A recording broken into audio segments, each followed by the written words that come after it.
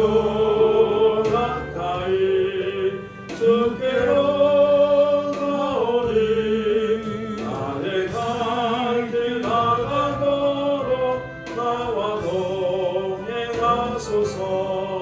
세상 부귀한 일함과 모든 명예버리고 험한 길을 가는 동안 나와 동행하소서.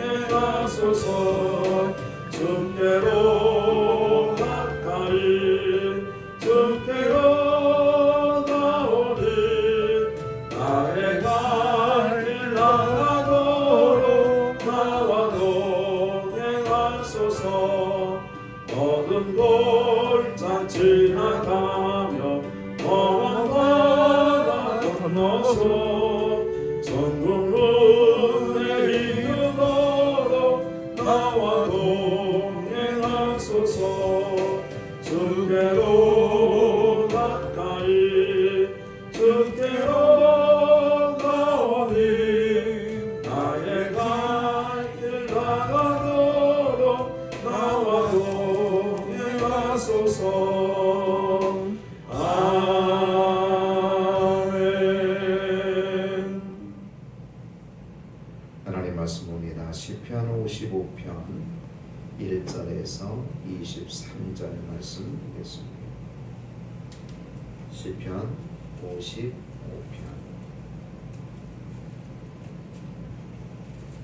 1절에서 23절 말씀 봉독해드립니다. 하나님이여 내 기도의 귀를 기울이시고 내가 간구할 때 숨지 마소서. 내게 굽히사 응답하소서. 내가 근심으로 편하지 못하여 탄식하오니 이런 원수의 소리와 악인의 압제 때문이라. 그들이 죄악을 내게 더하며 노하여 나를 핍박하나이다. 내 마음이 내 속에서 심히 아파하며 사망의 위험이 내게 이르렀도다. 두려움과 떨림이 내게 이르고 공포가 나를 덮었도다. 나는 말하기를 만일 내게 비둘기같이 날개가 있다면 날아가서 편히 쉬리로다. 내가 멀리 날아가서 광야에 머무르리로다. 내가 나의 피난처로 속히 가서 폭풍과 광풍을 피하리라 하였도다.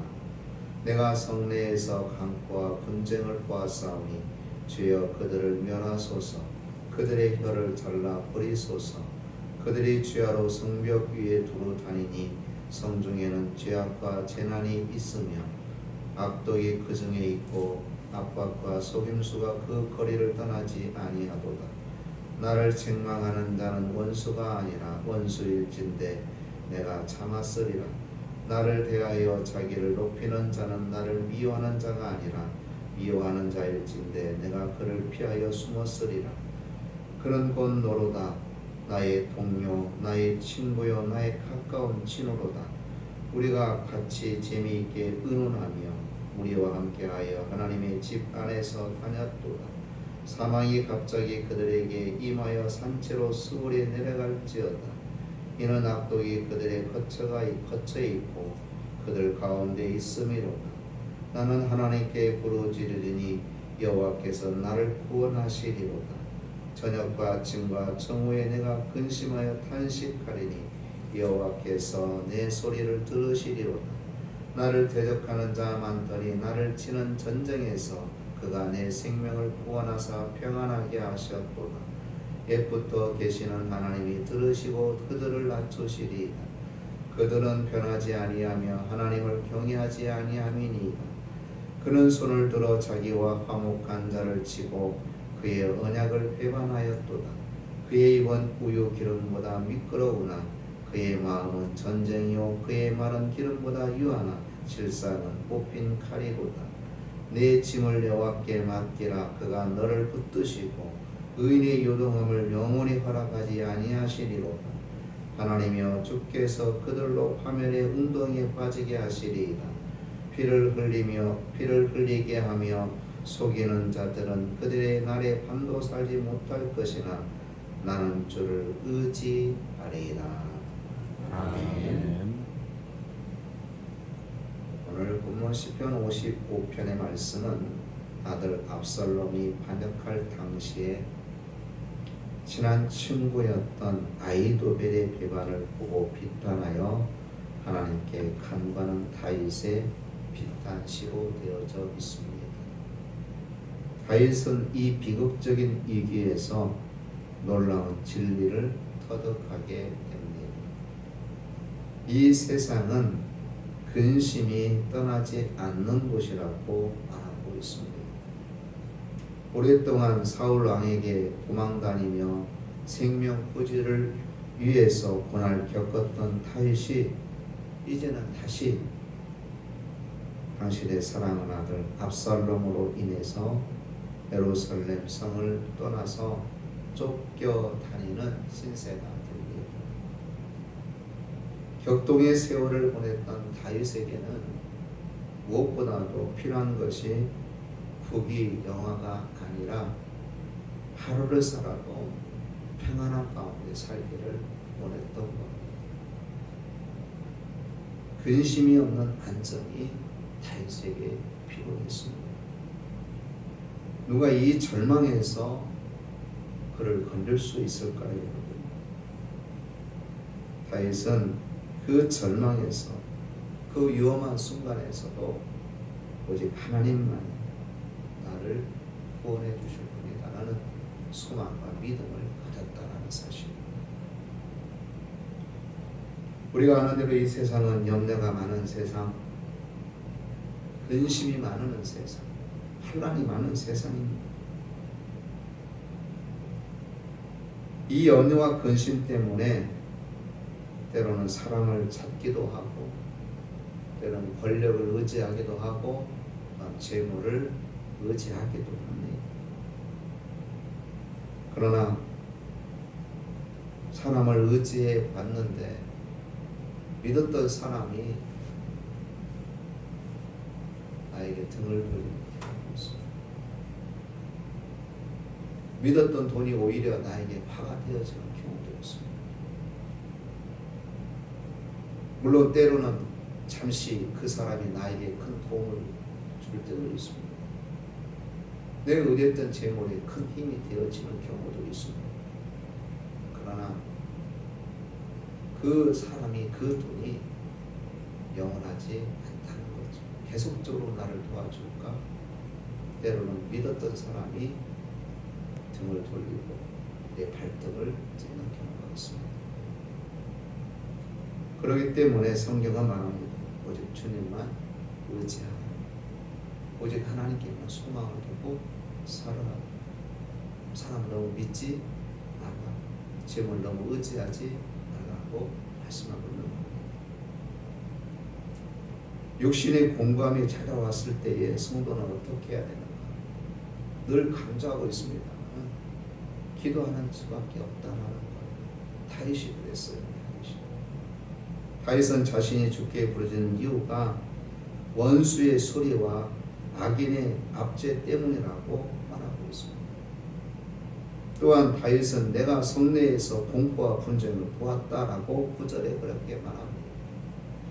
또한 11절 말씀에서는 악독이 그 중에 있고 압박과 속임수가 그 거리를 떠나지 아니하도다라고 말하고 있습니다.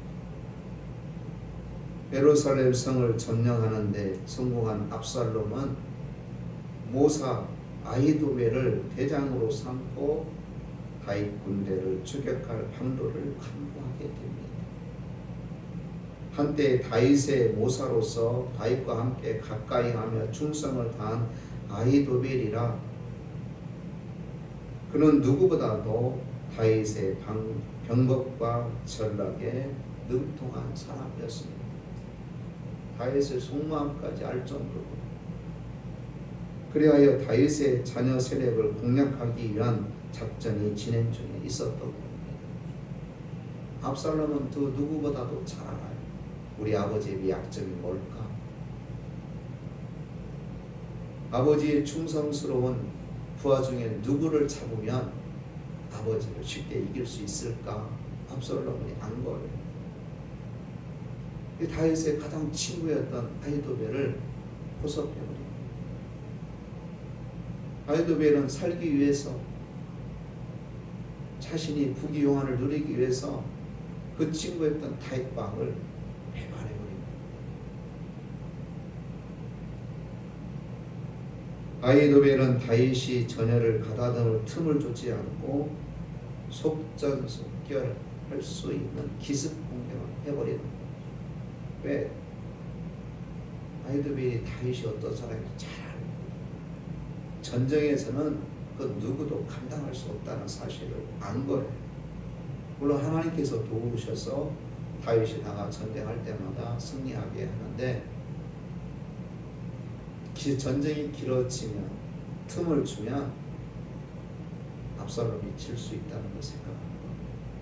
그래서 기습 공격, 전쟁을 빨리 끝내려고 아히도벨이 이제 전략을 세운 겁니다. 그래야 다윗의 뒤를 추격하는데 다윗을 제거하기 위해서 모든 계획들이 하나하나 착착착 진행되어지고, 물론 이 작전은 충복된 다윗의 친구 후세의 음모에 의해서 무산이 되어집니다만, 이 또한 하나님께서 아히도벨의 전략을 무효화시킬 수 있도록, 무력화시킬 수 있도록 하나님께서 역사하셨죠. 이렇게 다윗의 목을 죄는 위기가 점점 다윗을 궁지로 몰아가고 있습니다. 다윗은 왕의 신분에 지명수배자가 되어 두루 방랑하는 신사가 되고 맙니다.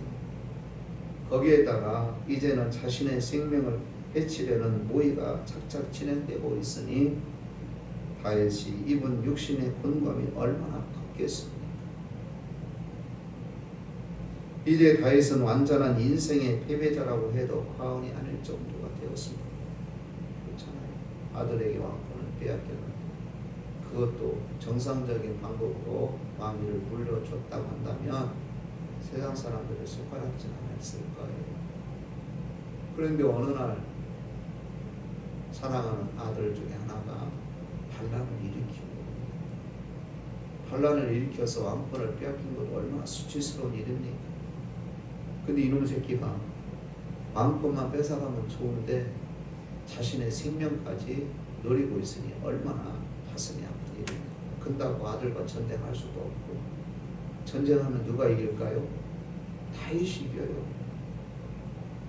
근데 아버지가 또 전쟁을 해서 자식을 죽였다고 가령 해봅시다. 내 왕권을 지키기 위해서 내 왕권을 노리고 빼앗으려고 하는 아들을 그 아버지가 죽였다고 하면 세상은 그거 당연한 거예요. 그 나쁜 죽여도 괜찮아. 이렇게 말했겠어요. 정부적한 사람. 그 왕권이 뭐라고? 아들을 죽여. 이러지 않겠어요. 이러지도 못하고 저러지도 못하는 상황에 다윗은 그냥 내어준 거예요. 그러면 그 왕권을 물려받은 압살롬이 왕권을 물려받았으니까 아버지 이제부터는 제가 이 나라를 잘 다스릴 테니까 꼭 잘못해서 있으면 저한테 가르쳐 주시기도 하고 보증도 해주시고 이러면 좋을 것만 이 압살롬이 사실은 그 밑에 있는 신하들이 그랬을 것 같아요. 아버지를 그냥 내버리면 당신은 오래 왕을 유지 못합니다. 그러니 아버지를 죽여야 됩니다. 아마 여기에 넘어갔을 것 같아요. 어찌됐든 간에 사울왕의 그 자신의 생명을 찾으려고, 자신의 생명을 빼앗으려고 하는 그 처지에서 얼마나 많이 피해 다녔습니까? 그것도 잠시 압살롬이 또 자기를 생명을 찾으려고 빼앗으려고 쫓아올 때에 다윗은 지친 겁니다. 힘든 겁니다. 그때마다 하나님이 도와주시고 보호해 주셔서 지금까지 살아왔는데 이제 그만하고 싶다라는 마음이 다윗에게 있었던 거예요. 너무 힘드니까. 바로 이런 상황에서 다윗은 옛부터 계시는 하나님 의인의 요동함을 영영히 허락하지 아니하시는 하나님을 바라보며 간절히 부르짖게 되었지. 여기서 문제 해결은 오직 하나님밖에 없다라는 것을 다윗은 알았던 겁니다. 이사야서 40장 27절로 31절 말씀 보면 야곱아 내가 어찌하여 말하며 이스라엘아 내가 어찌하여 이르기를 내 사적은 여호와께 숨겨졌으며 원통한 것은 내 하나님께서 수리하심을 받지 못한다 하느냐. 너는 알지 못하느냐 듣지 못하느냐. 영원하신 하나님 여호와 땅끝까지 창조하신 자는 피곤치 아니하시며 곤빛이 아니하시며 명철이 한이 없으시며 피곤한 자에게는 능력을 주시며 무능한 자에게는 힘을 다하시나니 소년이라도 피곤하며 곤비하며 장정이라도 넘어지며 자빠지되 오직 여호와를 앙망하는 자는 새 힘을 얻으리니 독수리의 날개치며 올라감 같을 것이요 다른 박질하여도 곤비치 아니하겠고 걸어가도 피곤치 아니하리로다라고 말씀합니다. 다윗은 이 말씀을 믿었어요. 심령이 피폐하고 낭망될 때에 기도해야 된다라는 것을 다윗은 깨달았던 겁니다. 다윗이 처한 고통은 단순히 육체적인 공감이 아니라 그 이상이었습니다. 사랑하는 아들로부터 추방되었고 게다가 친구의 배신이 그를 더욱 힘들게 했어요. 우리 12절 말씀 한번 다시 보실까요? 오늘 보면 12절에 나를 책망하는 자는 원수가 아니라 원수일진데 내가 참았으리라. 나를 대하여 자기를 높이는 자는 나를 미워하는 자가 아니라 미워하는 자일진데 내가 그를 피하여 숨었으리라 하고 말합니다. 그러면서 13절 그는 곧 너로다 나의 동료 나의 친구여 나의 가까운 친구로다 하고 말하고 있습니다. 나를 책망한 자 나를 미워하는 자가 원수였다면 내가 모든 것을 참을 수 있었다라는 이야기입니다. 그런데 다윗을 대적한 아히도벨이 누구입니까? 평소에 아주 친숙한 사이였습니다. 다윗이 주의 장막을 찾을 때에도 함께 동행했던 사람입니다. 그런 자가 다윗을 배반해버린 거예요. 배반해버린 겁니다. 믿는 도끼의 발등이 찍힌 심정이었습니다. 자신이 예정을 다해 기른 사냥개에 물린 심정이었습니다. 이때 다윗이 누구를 붙잡고 자신의 답답한 심정을 토로하고 한탄할 수 있겠습니까? 그래서 다윗은 전쟁에서의 승리도 원치 않았어요.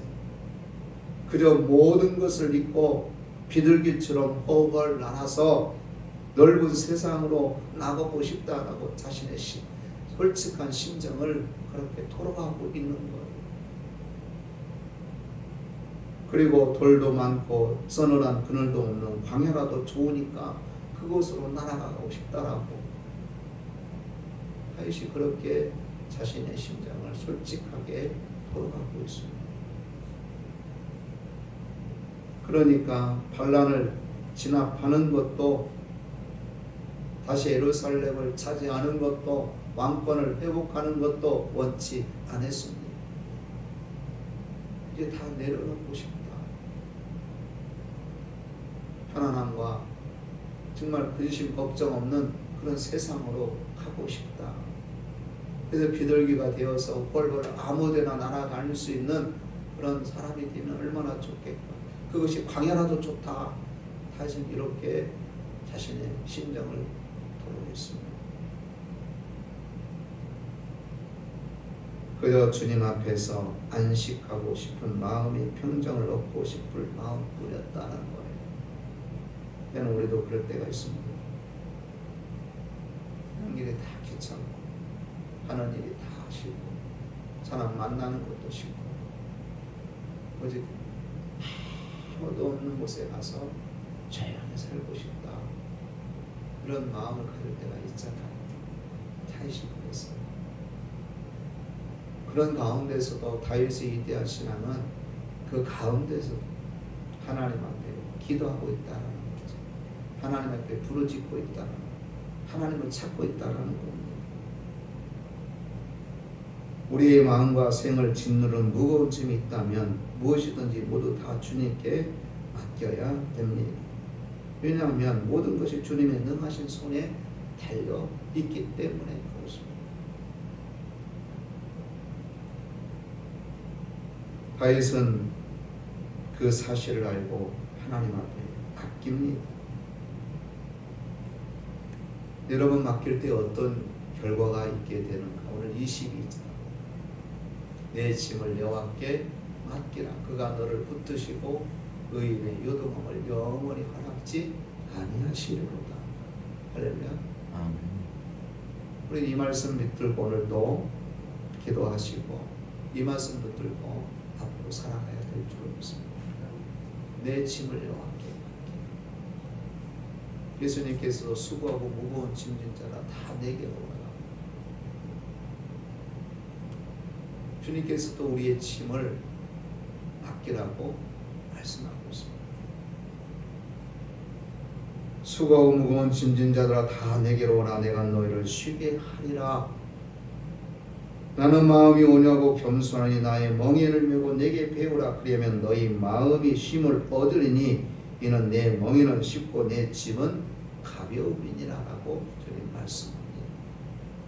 사랑하는 성도 여러분, 주님께 모든 걸 맡기시고 주님이 주신 평안함과 안식을 누리시기를 바랍니다.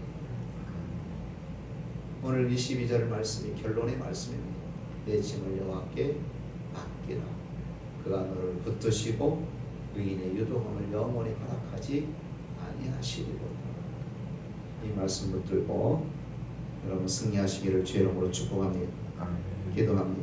하나님, 오늘의 말씀을 통하여 귀한 은혜를 허락해 주시니 감사합니다.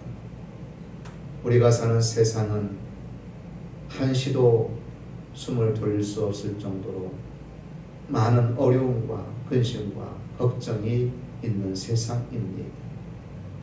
때로는 내가 믿었던 사람들로 인해서 마음이 아프고 괴로울 때가 있습니다.